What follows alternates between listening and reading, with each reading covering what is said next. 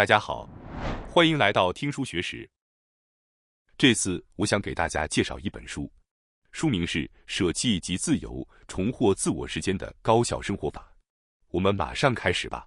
今天视频的内容包括以下3个部分：第一，科学揭示仅仅舍弃就能吸引幸福的理由终于被解明了；第二，仅仅意识到这3件事，就能轻松舍弃长期无法舍弃的物品；第三，人生顺利的人几乎都舍弃了这4件事。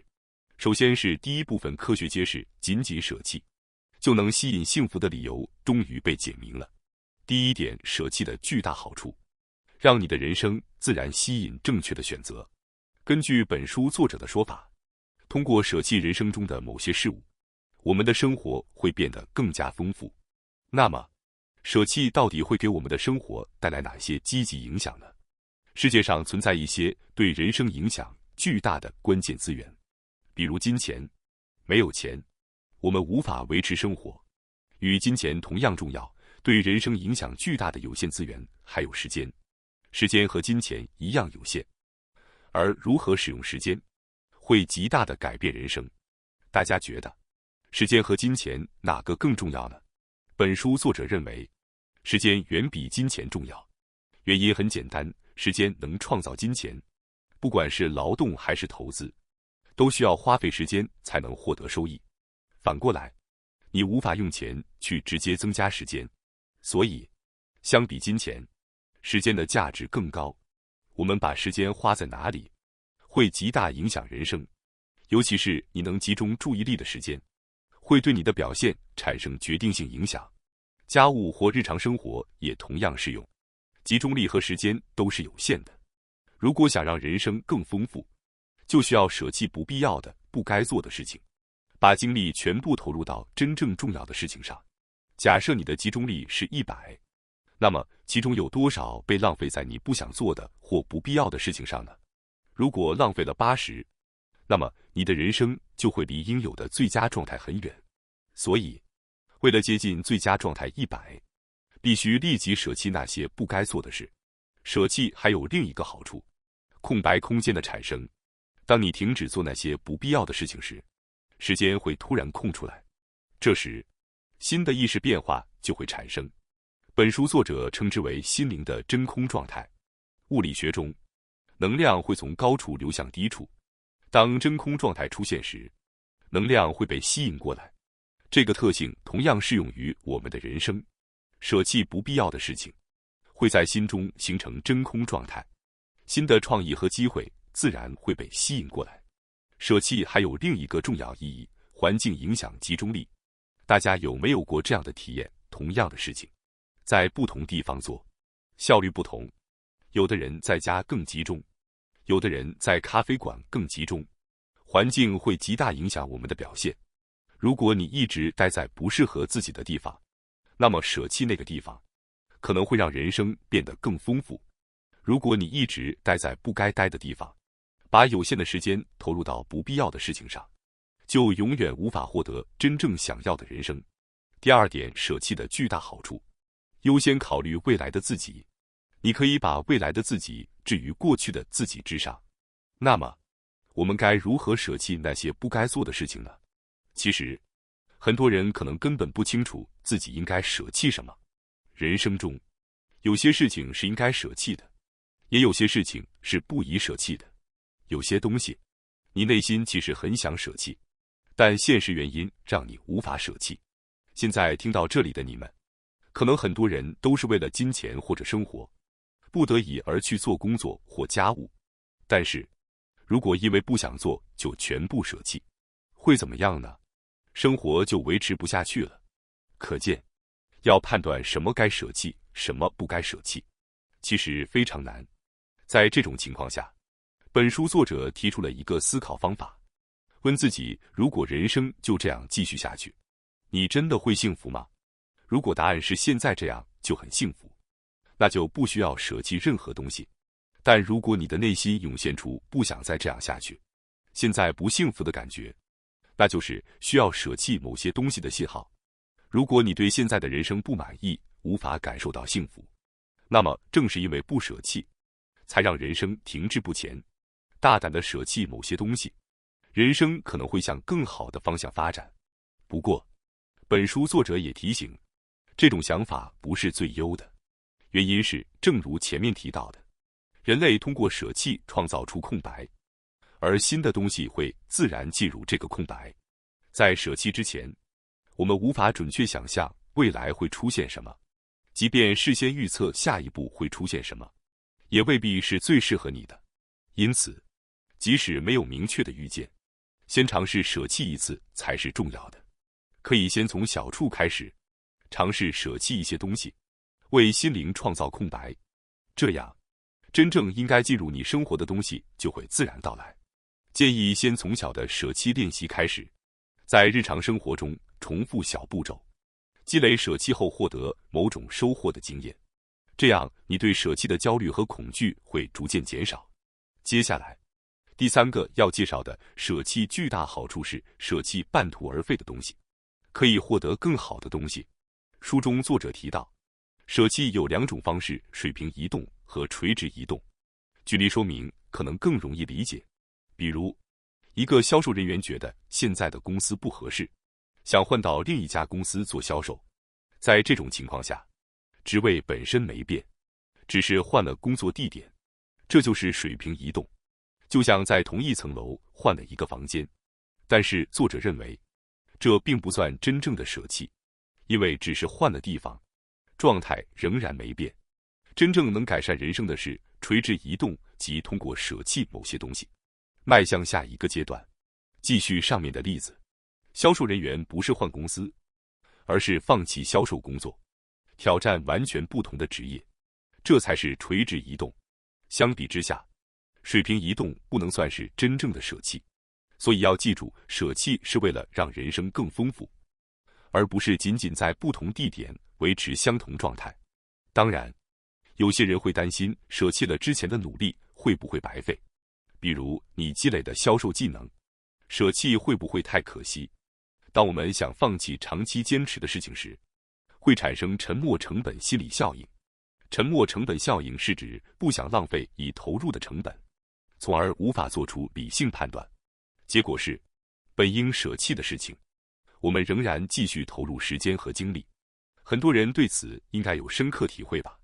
所以，当你意识到该舍弃时，焦虑和恐惧的产生是很自然的。但是作者强调，即便如此，也要勇敢舍弃，逐渐克服这种焦虑和恐惧，是非常重要的。舍弃并不是浪费之前的努力，而是为心中创造新的空间，让更好、更合适的东西自然进入。如果不舍弃，你永远不会注意到这些更好的东西。为了维持现状的半途而废，往往会牺牲真正美好的东西。此外，当你被工作或家务压得透不过气，心里没有余白时，就没有空间开始新事物。所以，如果想尝试新事物，必须从舍弃某些东西开始。那么，再一次问问自己，如果现在的生活就这样永远持续下去，你会觉得幸福吗？如果答案是否定的，那么这就是一个非常明确的信号，说明你的人生中有需要舍弃的东西。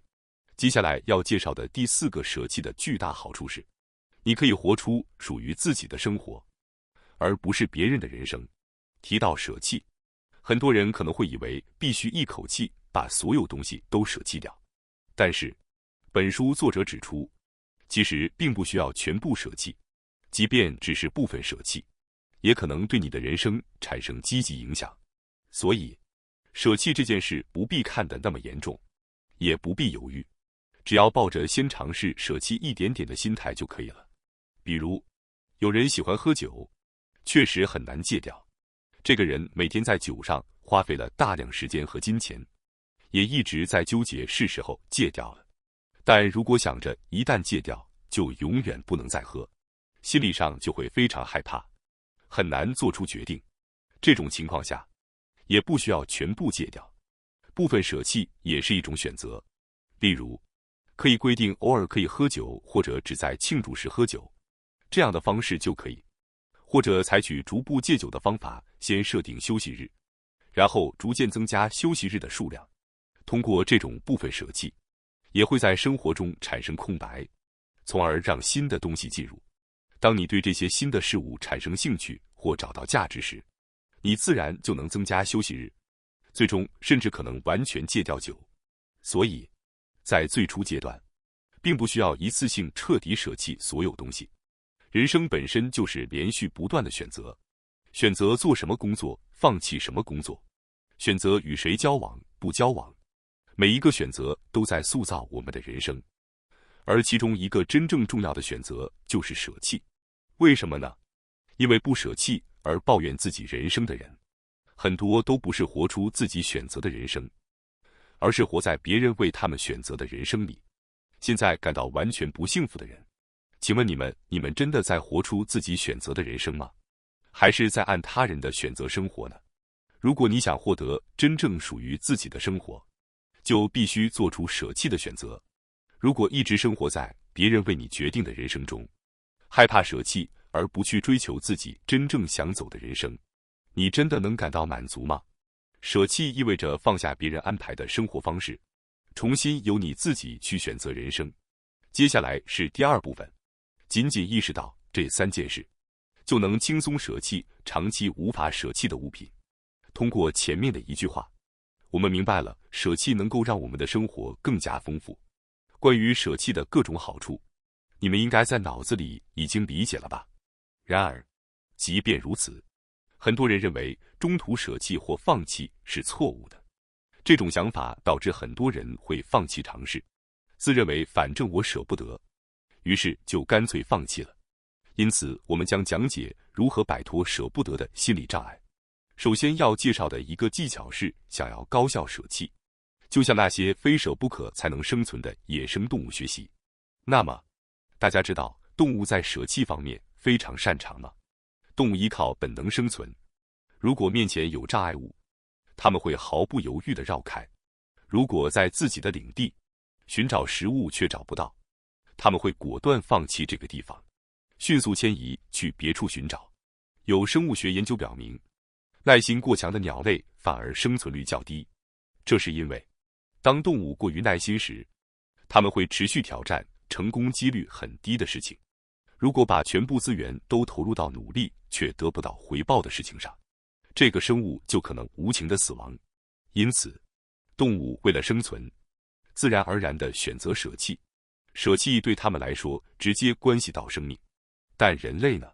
人类虽然也是动物的一种，但不同于鸟类和野兽，我们建立了文明社会。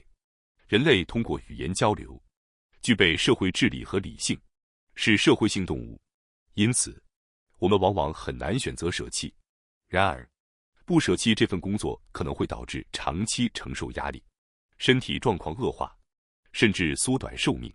你不觉得这本质上和动物面对若不舍弃就会死亡的情况很相似吗？明明应该舍弃，否则会有害，但我们却因为社会束缚和人际关系，压抑了内心本能的声音。那些明知痛苦仍勉强坚持的人，往往是因为在意别人的眼光，或被舍弃等于失败的硬性观念束缚。由此可见，想要学会舍弃，最好的方法就是向野生动物学习，没有必要为了别人的意见或所谓的拼搏精神而牺牲自己的幸福与健康。接下来要介绍的第二个技巧是，舍弃时，不是以过去的自己为标准，而是以未来的自己为最优选择为基准。实际上，不舍弃反而更容易消耗大量能量。你是否曾因为持续犹豫不决而感到疲惫，或者明明已经失去兴趣，却依然坚持做某件事，结果感到压力巨大？事实上，舍弃本身并不需要太大的努力，真正消耗能量的是持续纠结是否应该舍弃的时间，继续不感兴趣的爱好，维持没有意义的人际关系，会在不知不觉中耗费大量精力。一旦真正舍弃这些事情，往往会发现心情轻松了许多。很多人通过辞去工作，整理人际关系，重新获得了自由时间，找回了自我。舍弃可以防止不必要的能量消耗，让你重新掌握自己的生活。即便如此，如果你觉得舍弃很难，可以先明确想象舍弃后的自己，舍弃之所以让人害怕，是因为无法预见舍弃后的状态。所以，要具体想象，如果辞掉这份工作，我想过怎样的生活？整理人际关系后，我会有怎样的感受？另外，为了摆脱沉没成本心理，要以未来为基准做判断，而不是想着好不容易坚持到现在或好不容易花的钱。很多人会因为过去投入的时间和金钱无法收回而执着，从而错过更大的机会。这种情况下，不要想着好不容易坚持到现在，而要问自己，从现在开始继续下去，真的还有价值吗？不仅是爱好，人际关系也是同样道理。不要因为好不容易遇到了而维持关系，而要判断它是否对自己未来仍然重要。另外，还可以考虑，如果现在从零开始选择，我会怎么做？也就是说，舍弃并不是一种损失，而是一种为了获得新价值的行动。一旦你能够真正体会到这一点，就不会再被好不容易的心理束缚，而能够做出更自由的选择，不依赖过去，只为了未来的自己做出最优选择，你的人生就会更加快乐。接下来要介绍第3个技巧，那些不容易舍弃的人。要高效舍弃，可以通过舍弃旧事物来激活脑细胞。人类不擅长舍弃的原因之一是自我调节机制。自我调节机制是人体维持恒定状态的一种机制，它让大脑保持身体在正常范围内，比如避免剧烈的温度变化或血压波动。本书作者指出，这种稳态机制也作用于人的心理层面。换句话说，人类本能的不喜欢环境发生急剧变化，会本能的回避改变，这也是为什么许多人不愿意改变的原因。前面提到的沉没成本效应也会让人难以舍弃或放弃，心理上会觉得好不容易坚持到现在，要放弃太可惜了。然而，研究显示，在大多数情况下，当我们感到某种不适或不协调时，舍弃比坚持现状更有利。舍弃能够让人生更加丰富。这一现象甚至在医学领域也有研究。为什么医生和科学家会研究舍弃呢？因为这可以帮助戒除依赖症患者的习惯。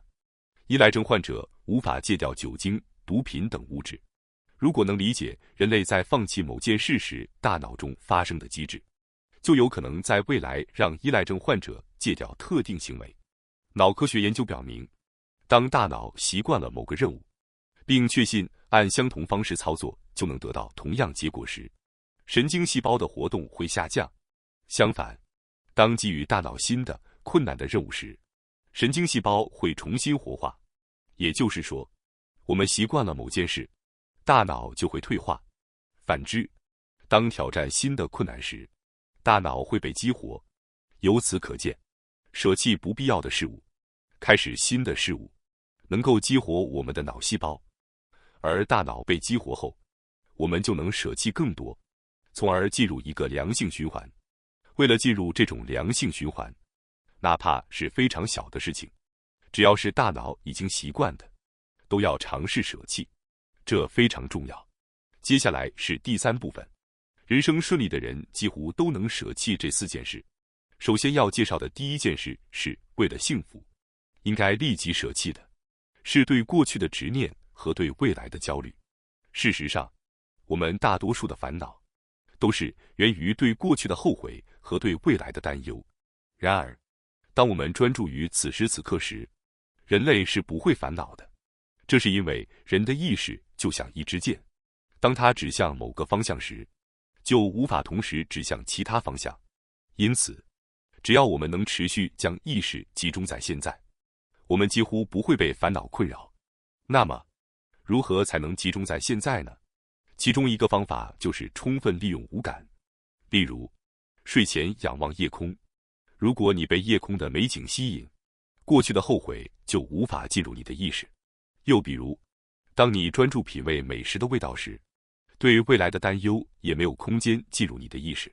视觉、听觉、味觉、嗅觉、触觉，这五感中哪怕只使用其中一种，有意识地回到当下，我们就能回到现在。在现代社会，由于信息泛滥和多任务处理，思维往往会占上风。但只要我们从这种偏向思维的状态中稍稍抽离，回到自身的感受中，心情就会明显轻松许多。例如，吃饭时不要一边看手机，而是更专注于味道和口感。这样的行为，正是养成活在当下的习惯。接下来要介绍第二件事，为了幸福，应该立即舍弃的，是收入等于自身价值的思维。本书作者认为，收入等于价值的观念也应尽早舍弃。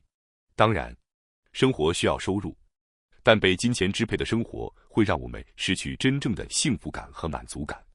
如果认为没有收入就没有价值，只会让自己不幸福。相比之下，更应关注的是今天因为什么而感到幸福，自己做了什么有意义的事，被他人感激的经历，或感受到自己对他人有帮助，这才是真正确认自身价值的方式。当你意识到幸福不仅仅取决于收入时，工作方式和生活方式也会出现余地。金钱无法衡量的丰富存在于这个世界上，而对这些小小丰富的敏感度，正是我们幸福生活的力量。例如，当你在街上帮助需要帮助的人，即使没有金钱回报，也能获得满足感和人与人之间的联系感。这种积累助人行为的过程，会逐渐培养我们的价值感。接下来第三件事，为了幸福，应该立即舍弃的，是年纪大了的放弃心态。本书作者认为，以年龄为理由放弃新事物，是必须舍弃的观念。那么，为什么我们会因为年龄而限制挑战呢？当然，体力上可能有一定限制，但大多数情况下，这只是心理的局限而已。当你想去尝试某件事时，就是最佳时机。通过反问自己，我想在哪里、和谁、做什么，你总能找到新的道路。无论年龄多大，实际上，随着年龄增长，反而可能获得更多自由。到了40、50岁，年轻时的无畏自尊、世俗眼光、晋升欲望等会逐渐消退，真正想做的事会变得更加清晰。接下来要介绍第四件事，为了幸福，应该立即舍弃的，是他人的情绪和便利。当然，希望帮助别人，让别人开心，这是很美好的想法。但是，如果过度在意他人，甚至牺牲自我，心灵会渐渐被磨损。关键是要把自己放在首位去生活。你是因为自己想做而行动，还是只是为了回应他人的期待？这一点会极大地影响你的行为质量。例如，有人对你说你一定能做到，你感到压力，或者违背自己的意愿接受他人请求。这种情况谁都有可能遇到。然而，这类行为往往难以长久，反而基于自己内心真正想做的事情去行动，才能真正为他人带来喜悦。所以，我们可以在内心建立一个规则，不必勉强迎合他人的期待。如果习惯性的满足他人的期待，潜意识里就会形成一种习惯，把他人的满足置于自己的幸福之上。时间久了，会忽视自己的情感，甚至失去重视自我的感知。为了避免这种情况，我们需要细心感受自己的情绪，并不断问自己，我真正想做的是什么？重视自己，并不等于自私行事。相反，只有充实了自己，才能真正把幸福分享给周围的人。